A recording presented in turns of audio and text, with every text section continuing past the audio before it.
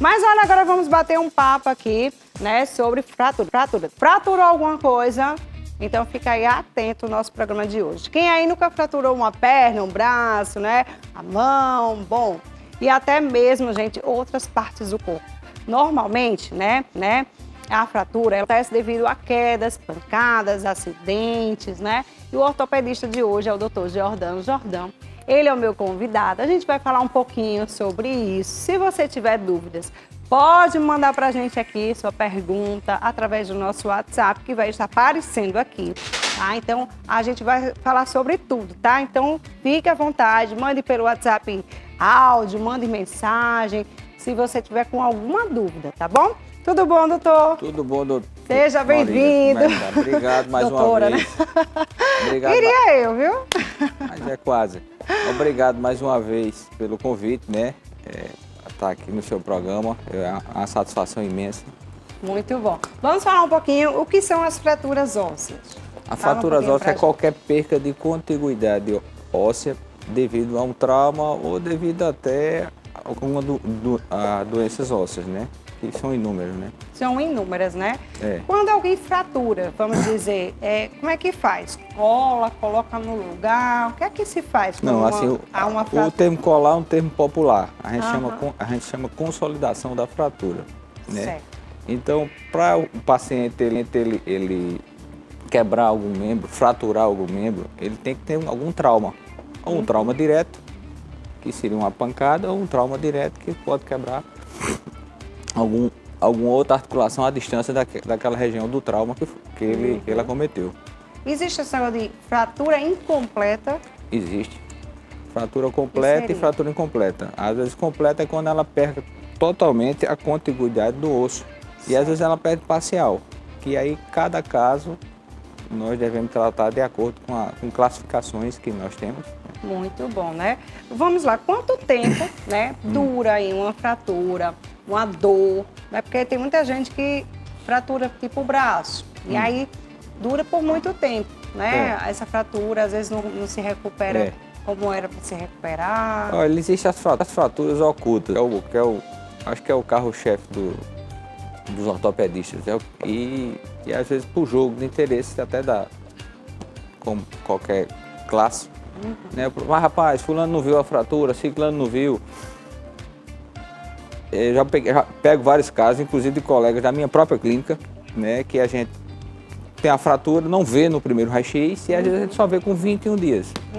Por isso que a orientação médica é sempre imobilizar, a gente tenta imobilizar para analgésicos, anti-inflamatórios, entendeu? Agora, o acompanhamento é fundamental e o retorno ao profissional, principalmente ao profissional específico. Né? Se você levou a pancada, continua com dor, retorne para o mesmo, tá? Nós temos que fazer uma semiologia bem feita, que é o exame físico, né?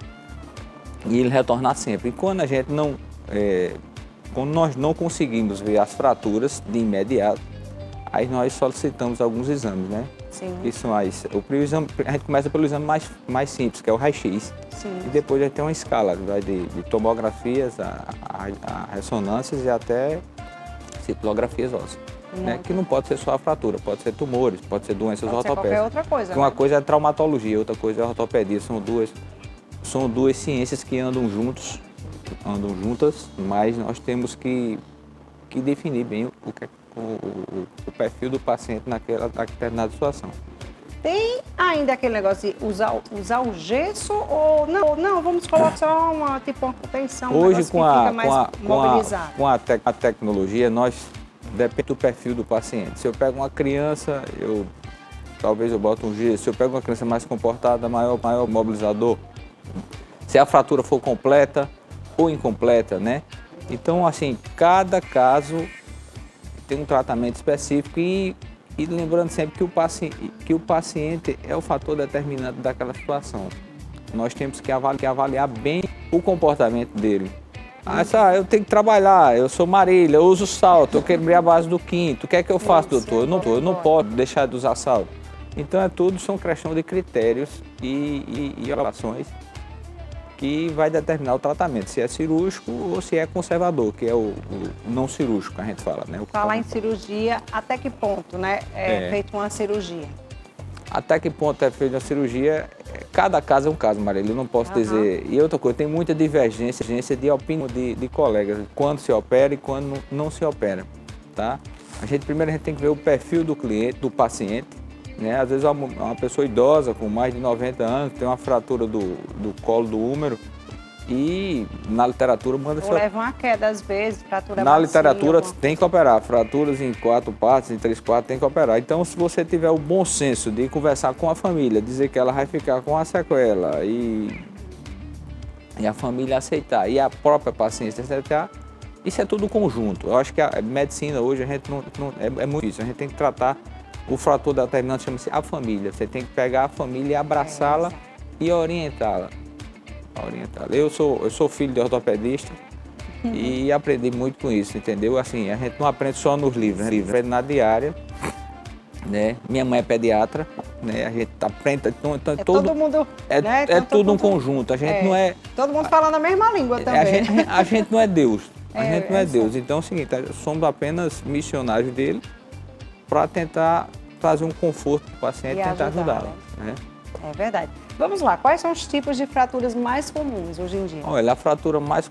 tem vários tipos, né? Sim. Como eu fui convidado para falar de fraturas úteis, mas as mais comuns tem fratura do raio distal, que é no idoso, que é a fratura de Cullis. Tem a fratura dos membros inferiores, membros superiores. Tem a fratura dos dedos. Então, isso passa desapercebido. Por exemplo, aqui você mostrou que é uma fratura transversa. Fecha aqui a tela. Explica um pouquinho pra gente sobre essa questão. Isso aqui é uma fratura do fêmur, tá? Geralmente as fraturas do fêmur são tratadas de forma cirúrgica, né? Isso aqui é um fêmur, no colo do fêmur, terço médio, onde tem as fraturas, terço proximal e terço distal. Então, geralmente todas elas aqui são tratadas de forma cirúrgica, segundo a literatura, tá? Mas há casos que a gente pode pensar, dependendo do perfil. O paciente não deambulador, que não deambula, já tem sequela de AVC, né? Isso é tudo um conjunto, mas se você bater o olho assim, isso é cirúrgico, entendeu? Todas elas aqui, entendeu? Entendi. Fratura simples, então, principalmente porque o fêmur... Essa aqui já está no... Minuto, principalmente porque o fêmur é o maior osso do corpo. E outra coisa, é um osso que tem muita carga. É diferente do membro superior. Isso. O membro superior ele aceita mais deformidades do que o membro inferior, entendeu?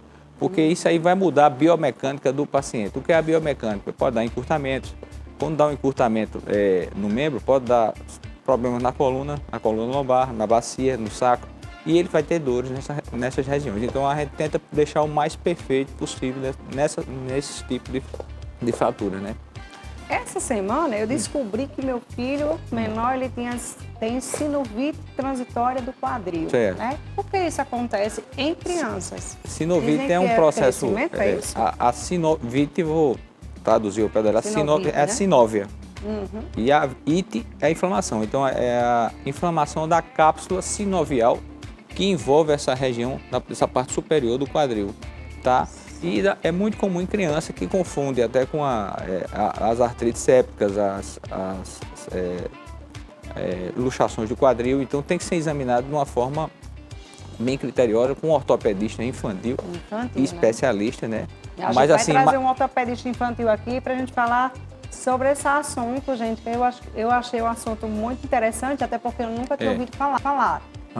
E aí, quando aconteceu, eu disse, opa... Esse assunto se quiser, eu posso indicar um. Mas vamos lá, isso é outra coisa. Vamos falar da gente. Então, é um processo inflamatório da cápsula, porque cada articulação existe uma cápsula envolvida, inflamou. A criança brincou demais e deu aquele processo inflamatório. Então, aquela sinovite, ela causa um certo desconforto. E é tratado com repouso, anti-inflamatório, analgésico e sempre tentar avaliar é só a sinovite ou é uma dor do crescimento, né? Adulto também tem essas coisas? Tem. Depois de adulto, você aparece, deu uma dor no quadril, se confunde muito a sinovite perna. na criança com a dor do crescimento, entendeu? Porque ela não tem essa cabeça desse osso formado, ela ainda é uma física, que a gente chama. A física ela vai se infundir para formar a maturação óssea dela, onde vai determinar o crescimento da criança. Agora, no adulto... Tem gente que fratura, né? Às vezes, alguma coisa, sei lá. na academia, vai pegar muito peso, muita coisa, acaba fraturando alguma coisa, alguma região também. Isso é muito comum em mulheres. Mulheres com atraso na menstruação, má alimentação e atletas. Chama uma tríade da mulher atleta.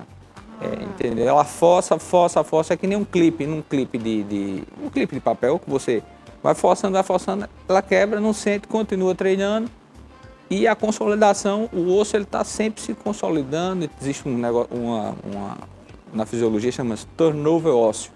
Ele está sempre se consolidando e ele está sempre se fundindo. Então, tem mulher que quer ficar com o corpo definido e começa a bater. E o outro começa a se alimentar mal, faz uma dieta própria, né? Com atraso menstrual, aí a gente chama isso síndrome da mulher atleta, é muito comum. E é um tipo de fratura oculta que chama-se fratura pro estresse, que é mais comum na região, no terço médio da tíbia. É mesmo, olha aí, ó, mais uma coisa que a gente vai aprendendo, né, todos os dias com eles aqui. Eu vi uma vez, né, um vídeo, um homem, ele é atleta, né, e ele foi pegar um peso, aqueles pesos, né, que levanta, quando ele fez assim, gente, quando ele fez assim, puxa, abriu isso aqui, fraturou, sei lá, eu acredito que foi o luxou o ombro, né? E deve ter sido alguma coisa. Chama-se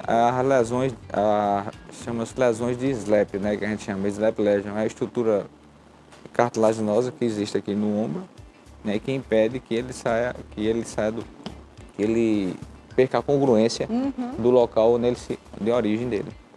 Muito bem. Mas pode haver ruptura do peitoral maior, do menor, já ocorreu o caso disso. Deixa eu te perguntar uma coisa, às vezes a gente leva uma pancada, por exemplo, eu mesmo já passei na porta, eu sou meio descambelhada, passei na porta, bato essa parte aqui, o cotovelo, aí o pessoal faz, eita, isso aí, como é que o pessoal faz? Surpresa, não sei o quê. Não, bota nada, não bota a mão, não. Eu disse, minha gente, a surpresa vem depois, viu? A gente bota gelo, ou não, foi só uma pancadinha, não doeu só naquela hora. Marília, isso Mas depois... É um assunto assim, seguinte, eu vou dizer como eu aprendi, mas assim, é um assunto que tem muita divergência. Nas primeiras 48 horas a gente coloca gelo, após isso a gente coloca a compressa morna. Independente, né? Levou a pancada, agora, vamos sempre colocar, o ideal, trauma é igual você ir no ortopedista. No ortopedista, não, no traumatologista. Isso. Que são duas ciências que andam juntas, entendeu? Pra você ver tem se teve algo a mais, né? Bota um raio-xzinho ali, na peito, perfil do cotovelo, com pronação interna, com rotação. Aí a gente vê essas angulações. Agora, tem fraturas, que são as fraturas ocultas, que às vezes a gente não consegue visualizar no raio-x. Nem eu, nem os outros colegas. Como seria o diagnóstico, então? O diagnóstico é o seguinte, ela já passou por vários colegas, ninguém viu e cai na sua mão. Como já caiu minha, como já caiu dos outros, falando aqui com humildade. E como não cai, quebrou. Aí você vê, e aí, quebrou e o doutor não viu? Não, é porque existe um hematoma fraturário naquela região, que aquele hematoma ele tenta distanciar a fratura. E o raio-x é o exame mais simples que a gente pode ver no consultório. E não vê tanto, né? Não vê tanto, mas assim, se permanecer a dor, se observar que não é cirúrgico, em determinado momento, não tem uma necessidade de eu pedir uma ressonância ou uma tomografia de imediato ou uma cintilografia, ou até um ultrassom. O ideal seria eu observar isso com 21 dias, mais ou menos, como é que está, se evoluiu, no caso do cotovelo que a gente está falando. Se ele está fazendo a pronossupinação, se ele está fazendo a flexo-extensão, eu faço a semiologia. Se eu vejo que não tem indicação, a gente não pede. Agora, se a dor permanecer, nós temos que solicitar exames de imagem. As pessoas falam muito de epicondilite, né? Epicondilite é um processo inflamatório crônico da região dos extensores. Dá muito o que está na moda agora no jogador de beach tennis, né? Exato. Quando vai fazer o backhand, né? Exatamente. Quando vai fazer o backhand, eu tenho um treinador que ele tem direto, a gente jogava squash, aí quando vai dar o backhand, inflama isso aqui. Inflama isso aqui. Essa região do braco radial, né? Que inflama, que tem gente que isso aqui é até avantajado de tanto jogar. Mais do direito que esquerdo, né? Então o tratamento praticamente, isso aí é uma doença não é terrível, mas é uma doença difícil de tratar porque o paciente ele não obedece Isso. ao médico. E às vezes vai, Melhora, toma um volta. anti-inflamatório, joga um pouquinho, aí usa o tênis elbow, que é aquela... Isso. E nem usa direito, ele usa 4 dedos abaixo do cotovelo. Aí nem usa e continua certo. jogando. E a febre hoje é o beach tennis. Beach tennis. Eita, daqui a pouquinho vai ter uma quadra gigantesca ali no Bessa, viu? É. Eita, gente, vai ter ali várias quadras de beach tennis, vai ser bem bacana. Vai ter muita gente fazendo beach tennis, viu? Vai ter muito paciente, viu, doutor? Não, tem. Agora com o skate, né, que é a campeã olímpica, né, agora só o que tem. Acontece isso direto. mesmo. Tem é normal, né? Muita gente tem a tal da tendinite. Tendinite tem é o muita carro-chefe. gente com epicondilite. Acho que é o carro-chefe, né? Tendinite é o Principalmente quem carro-chefe. trabalha o tempo todo. Principalmente agora na pandemia no home office, né? Todo mundo de home office, Exatamente. então em casa com as tendinites é que vai Piorando, né? Piorando. Muito bem. Tá aí, viu? Muito obrigada pela sua participação aqui. Foi muito bem esclarecido aqui o nosso assunto de hoje. Quer deixar alguma consideração final? Obrigado mais uma vez pela oportunidade de todos, né? Da TV Arapuã, Marília, da equipe. E se precisar de um ortopedista, nos procure, né? Tudo certo. Ótimo. Tá bom? Muito bom, viu?